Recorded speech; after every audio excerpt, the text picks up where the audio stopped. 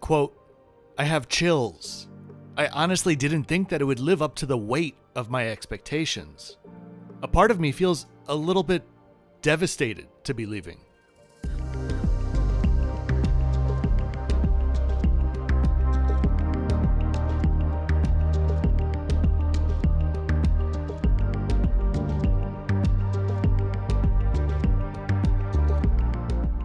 For those of you that are new to the channel, thanks for stopping by. My name is Kevin and I'm the Flip Flop Traveler.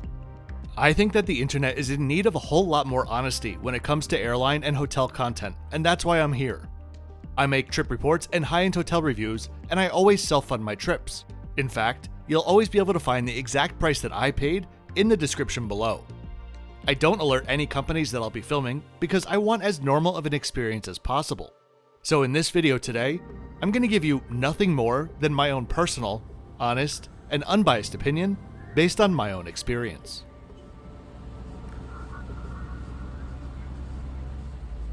I don't usually write notes in the style of the one that I read in the opening about hotels that I'm reviewing. But when I left Amarvilas, I was so struck with, I don't even know what, but I felt that I needed to write it down so that I could remember the weight of it months later when editing this video. This is the last video in this India series, and perhaps my last India video for just a little while, so you'll excuse a bit of reflecting in this review. India, on a global scale, may as well be undiscovered when it comes to hospitality. Yes, I'm overgeneralizing, and I'm also well aware of the history of the brands like Taj and OBEROI and the likes. But just because some people know about them, doesn't mean that all people understand them.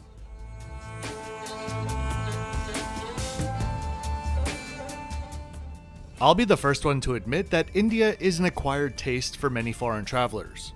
But as we drive from the dusty streets of Rajasthan to the literal Taj Mahal, I want to define a concept that I feel like thousands of vloggers have failed to do. You watch a favorable video about India on YouTube. At some point, the creator will inevitably say something along the lines of, "India's got me. It's a feeling that I cannot explain. It's almost spiritual." Meanwhile, their viewers are watching, thinking, what the hell does that mean? Let me tell you what it means and who may enjoy India. India is a basket of experiments and opportunities. It is a developing country in the purest form of the phrase. Why?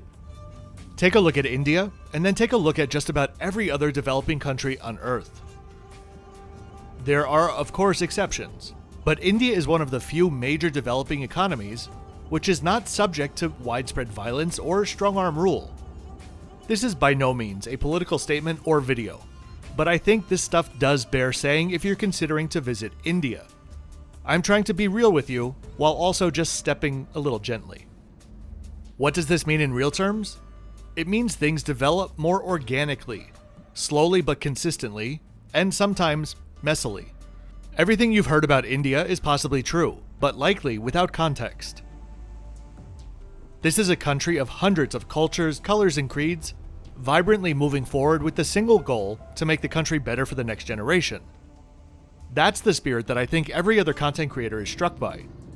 India shows you what is possible, for better or for worse, when certain developing world barriers don't exist. If you enjoy watching development in real time, as I do, you'll enjoy India.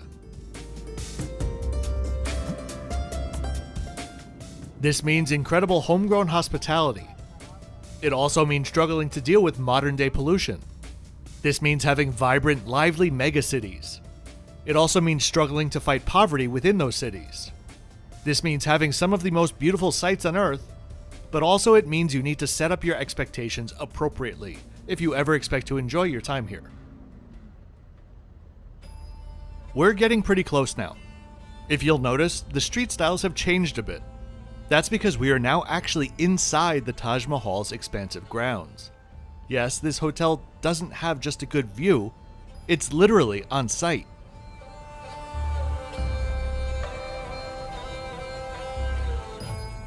I'm in no way, shape, or form here to promote any specific country, but when I see an opportunity to help travelers open doors which would otherwise be locked, I kind of feel like it's my duty to at least give them the key.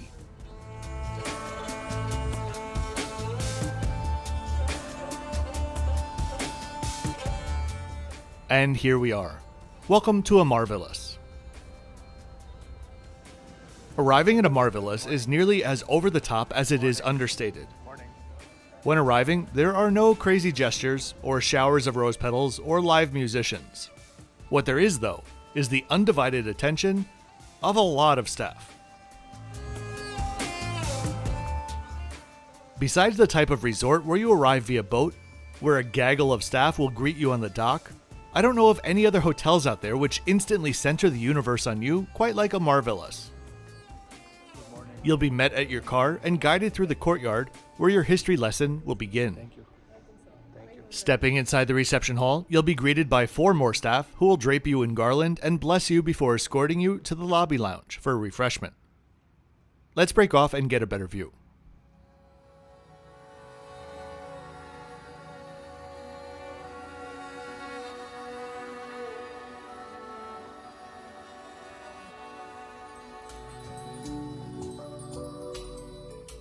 Similar to Udaivilas, which I posted a video about a few weeks ago, linked above and below, Amarvilas is sort of a sanctuary within a sanctuary within a sanctuary. Immediately, you're in the front courtyard, which welcomes all guests of the hotel's 102 rooms and suites.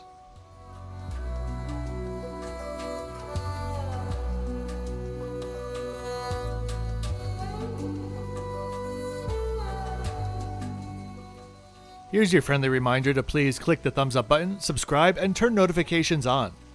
All of that, plus sharing the video with friends and family, truly does help the channel continue to grow. If you'd like to support further, my Patreon is also linked in the description below. Thanks very much in advance.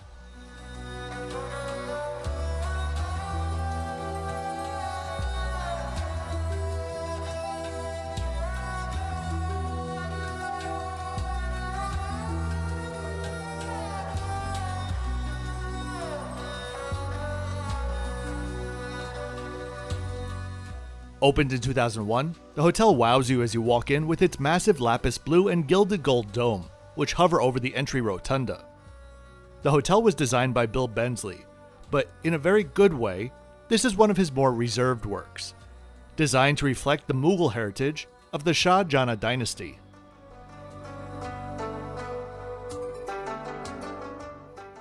Since its opening, almost 23 years ago, the hotel has not seen a top-to-bottom renovation as most hotels would have seen during that time. If you look at photos of the hotel from 20 years ago, likely the only differences you'll see will perhaps be the colors of the silk textiles and the image quality itself. This property was built to age like fine wine, and it certainly has. At the far end of the lobby, we get our first view of the Taj Mahal, and it is sure to take your breath away.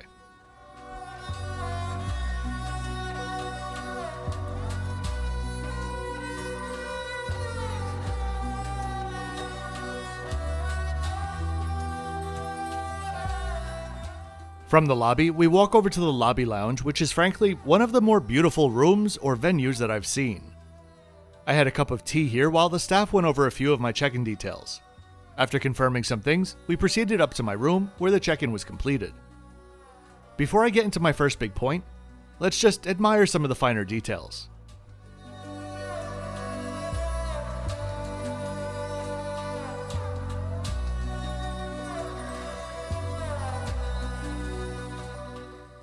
An array of silks, a local marble inlay technique named Parchinkari, woven textiles, teakwood ornaments, and flowers are the language that we're speaking here.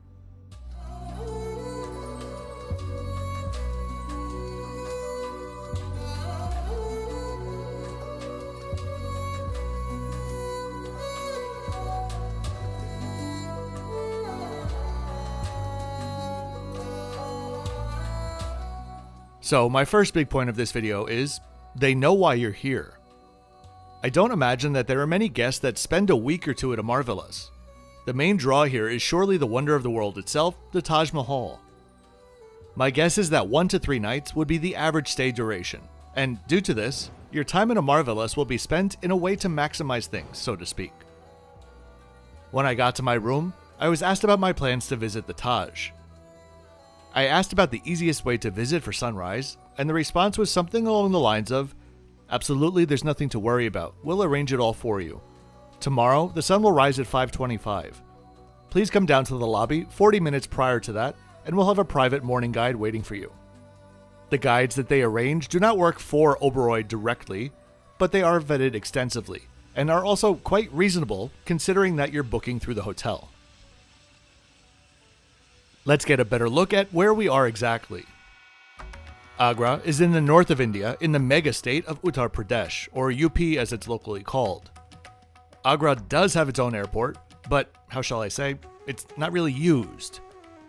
At the time of writing, it only had 4 or 5 flights per day from cities such as Mumbai, Bengaluru, Lucknow, Ahmedabad, and Jaipur.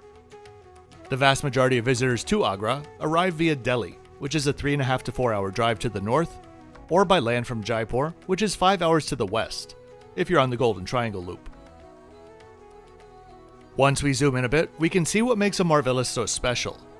Here's the Taj Mahal. Here's Amarvilas. And here's a whole bunch of protected land. Every one of the rooms in the hotel has direct Taj views, and as the staff put it, the only thing that will ever change that is if the trees grow taller than the Taj. When touring the Taj, you'll take a golf cart from the hotel entrance, here, to the ticket entrance, here, and then you'll walk around inside the complex. Note that along the interior roads, only Amarvilas can transport its guests by vehicle.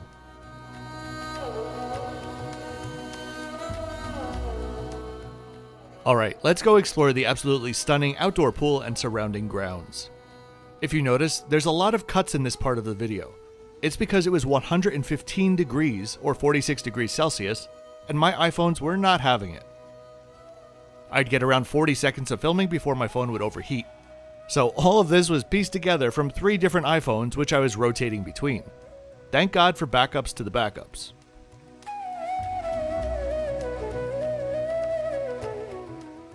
If you head down to the description, you'll find my next 5 videos to come out, as well as other bits and pieces like the soundtrack titles featured in this video. On your way down there, don't forget to subscribe. I release full-length videos every Thursday and Saturday. As we walk around, let me tell you a bit about Oberoi. I've covered the company history extensively in my Oberoi Mumbai video, linked above and below, but today I want to focus on their future in 2 ways. First up, the hotels themselves. They currently have 19 properties, 12 of which are in India, with 8 in the official pipeline. The interesting bit about their pipeline, though, is a term that you'll see written all over it. 7 stars. Yes, we're skipping 6 and going straight to 7. Oberoi has plans to build 5 7-star hotels in India in the coming years, likely in places that you've never heard of, and that's kind of the point. Tirupati, Gandikota, Visakhapatnam, Pichchukalanka, and Horsley Hills. Right after I googled, what is a 7-star hotel, I checked out each of these cities, and I can understand the attention that they're getting. The second piece about their future is also my second big point. In 1966, Oberoi opened what is now known as the Oberoi Center of Learning and Development. The institute has a variety of programs, which range from full-on scholarships come internships, all the way through to the graduate level management programs and just about everything in between.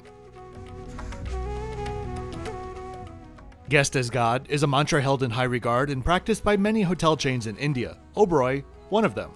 But Oberoi over the years has taken that a step further, saying, simply, the guest is everything. Oberoi is known for discreet but thoughtful anticipatory service. By a long shot and a half, this is the hardest type of service to pull off well. And from the early days, the company realized they needed a way to create their own internal talent pool, and so the center was born. Now, the reason why it's one of my big points for this hotel is because this is the first time that I've actually seen it in action that I know of at least. I had a few interactions with staff in various roles in the hotel, only to find out later that they were all students of the program. Now, when I was talking to them, did I know they were younger staff? Sure. Was I already impressed with their savvy about the topics that we were talking about? Sure. But later, when I knew more about how they came to work for the hotel, or rather intern at the hotel, I was honestly gobsmacked. These were truly the most poised, professional, and knowledgeable young staff that I've ever met at a hotel. And to hear their stories about how they came to be part of the center was pretty special. What took it a step further, though, was when I was giving feedback to some of the managers or supervisors at the hotel. I remember after I had dinner, I asked if I could pull the F&B manager outside for a moment just to give a bit of feedback. I just went into a bit of detail about the staff that I'm talking about, the ones that worked for her specifically at least, and she was absolutely beaming with pride. Say what you will about big companies and corporations, etc., I'm probably right there with you. And because of that, it was so incredibly refreshing to see a company investing in their talent, and then to see the fruits of all of that labor in person at the same time.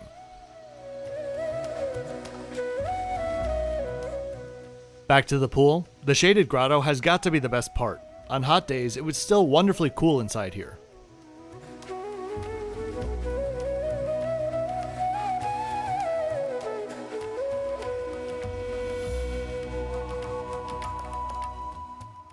Okay, let's go check out my room for this stay.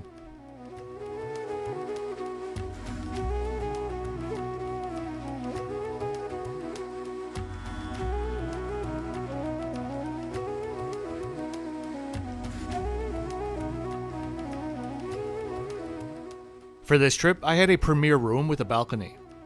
I'll give you my favorite and least favorite details at the end of the room tour, but as we're looking around, let me just cover my very much related third big point, which is the timeless quality of the details in the hotel in general, but especially in the rooms.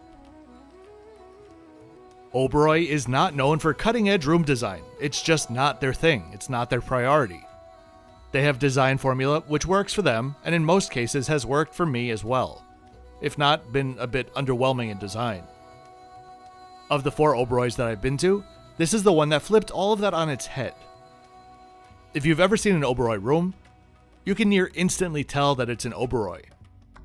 And in that sense, this room does fit their design language, but it's just so much more elevated compared to their other properties. The number of small but pristine details in this room that echo the Taj Mahal directly is stunning. So I'll let you look around and be back in a bit.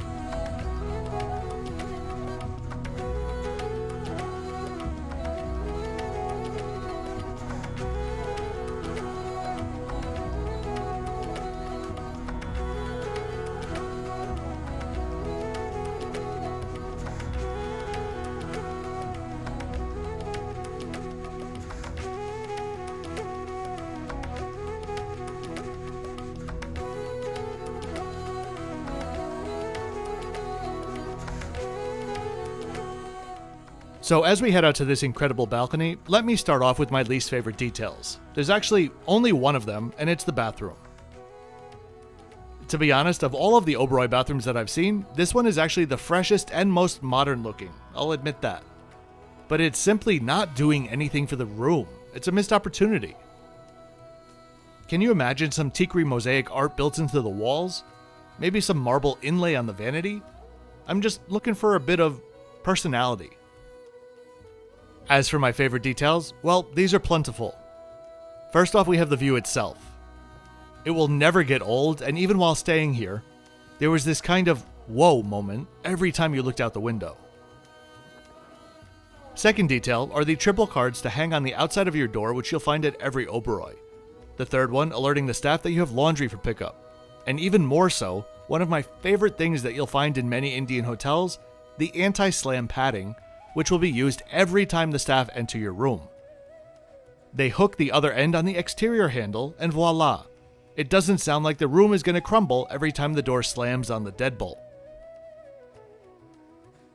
Last up are all of the inlay details, especially the wooden chevron details and the marble inlay. The lapis, turquoise, and other gemstone work is just stunning. When we take a look at the Taj Mahal in a bit, you'll see exactly where these details came from.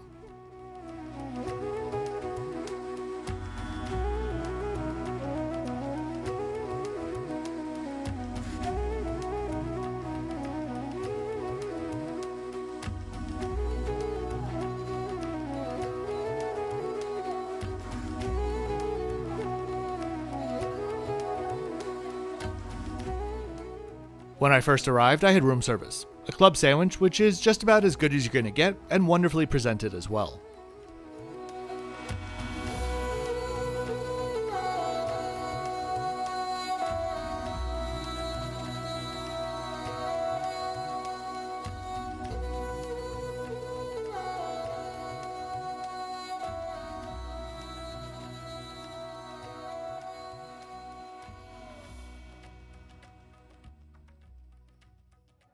Okay, let's go explore some of the other venues on site. First up, just off the lobby is the, wait for it, bar. Open throughout the day, the bar is known for its signature cocktails and serves them up in a very colonial era atmosphere.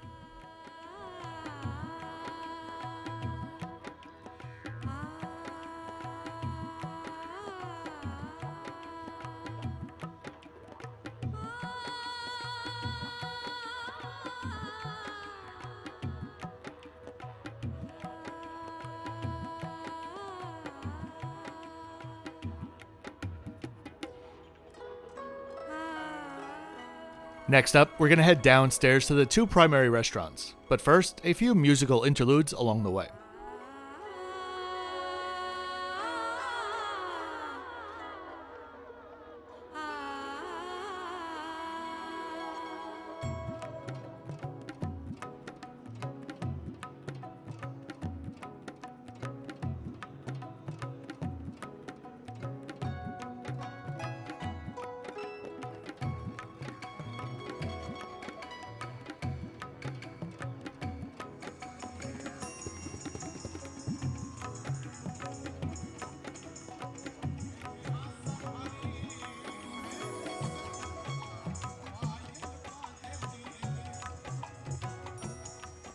Dinner was at Esphahan, which offers a choice of veg or non-veg thali, as well as a full a la carte menu.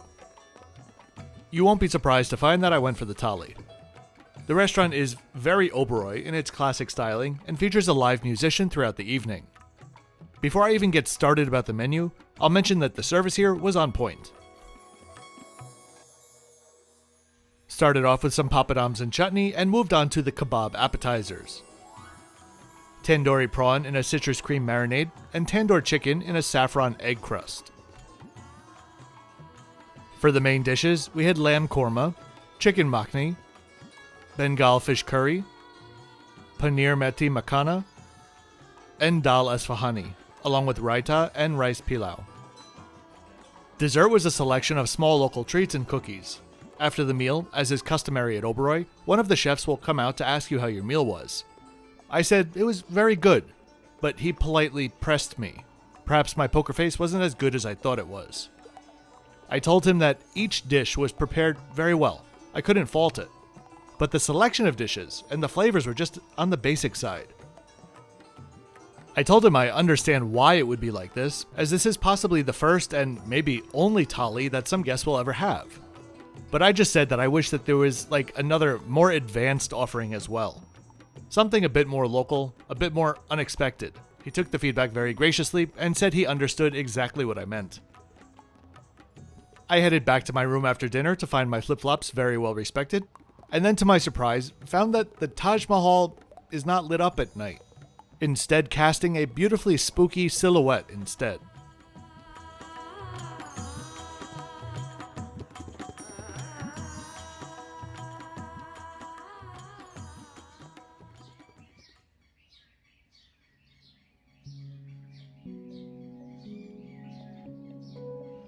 The next morning was absolutely incredible, and honestly, I have no words to properly describe it, so I'll just let you enjoy.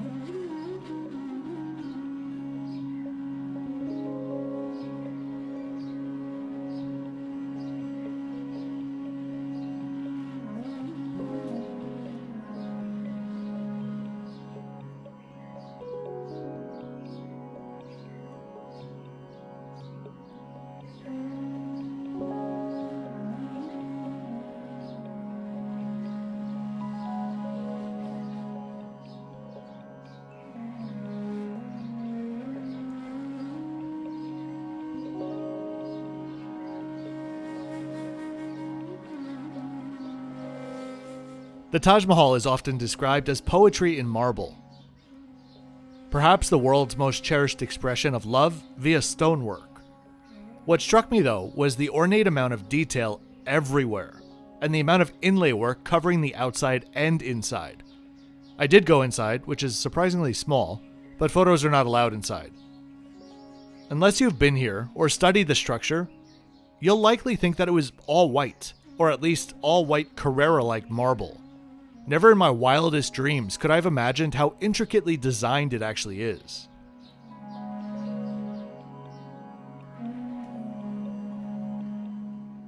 I was back in time to catch the tail end of breakfast service at the newly spruced up Bellevue restaurant. This is also the all-day dining venue. On offer was a small buffet, as well as Oberoi's famous breakfast.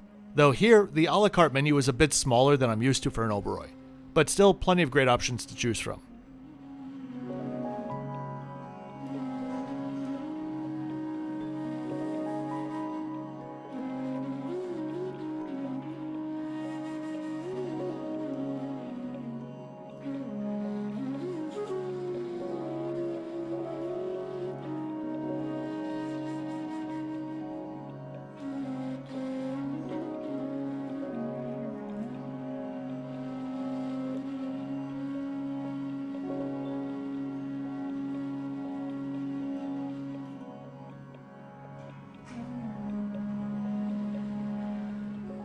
So, as we look around and then check out the fitness center, let's see if I can't wrap this up neatly. Not only is the Taj Mahal its own bucket list stop, this hotel is as well.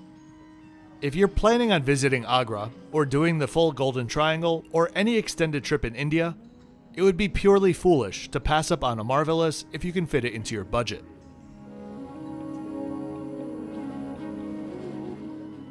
I stayed here during super low season, which accounts for my nightly rate and the heat. But I would say, even at double my rate, it is still worth the stay. And you've never heard me say anything is blindly worth $900 before. But what Amarvilas gives you cannot be replicated anywhere. The access, the ambiance, the service, and the views. 2 nights here will likely fulfill decades worth of wonder. Since it's probably a shorter stay, I'd encourage you to take a look at some of their other beautiful suites. Also something that I never suggest. But Amarvilas is simply an occasion, and I cannot imagine anyone ever stepping onto their balcony and thinking, "That's it?"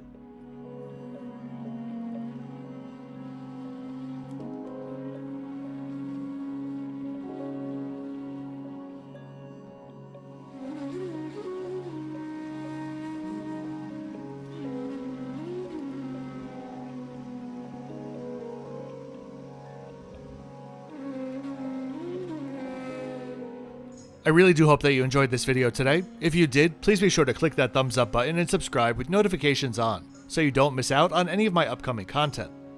This might be the last of my India hotels for now, but I have lots of hotel content coming from Vietnam, Mexico, Oman, and the UAE in the next few months to come. In addition, of course, to 4 to 6 monthly trip reports.